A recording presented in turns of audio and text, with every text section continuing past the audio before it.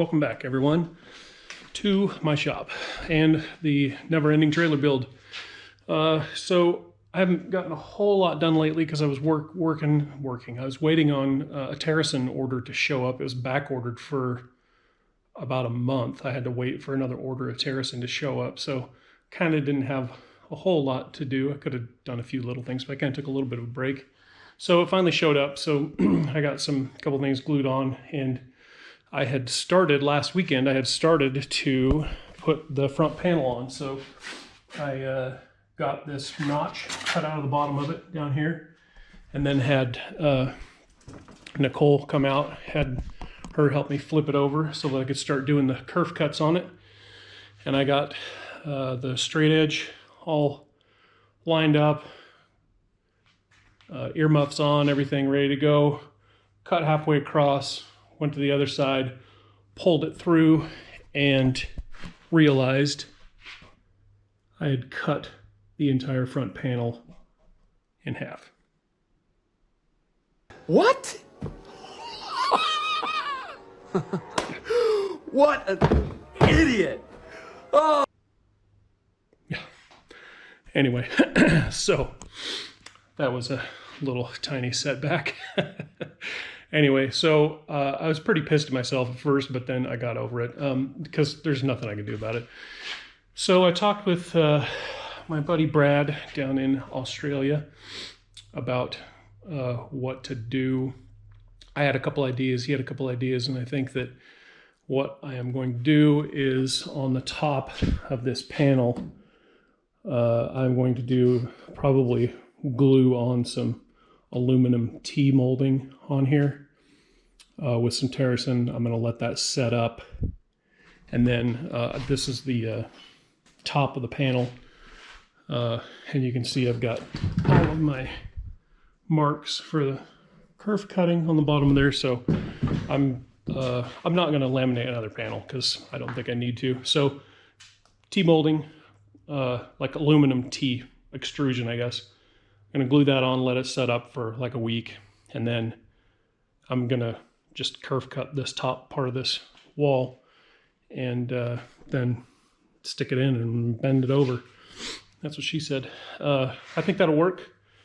Oh yeah, and then add insult to injury, the day that I cut that whole panel in half, I took the saw off of this half that was still sitting on the sawhorses, and this panel tipped and fell on the ground, and you can see right here it's all chewed up. It delaminated about this much of the corner of that panel, so I then had to mix up some epoxy and re-laminate that corner. So anyway, that was kind of a shitty day, but I'm all better now, and I think I got it figured out. So that is going to happen sometime. I went to one local metal supplier that specializes in aluminum, and they had a little bit of a selection, but they didn't have really what I wanted. So there's, I think, another place in Boise I can try, and if they don't have what I need, then I'm just going to have to bite the bullet and order something and pay for the exorbitant shipping cost to get something here to fix that. And then once that's done and that panel's on, I was thinking about the corner molding again, and I think what I've decided on this is 1.25 inches by half unequal leg aluminum angle, and I think I'm hoping I can get that in 1/16 inch.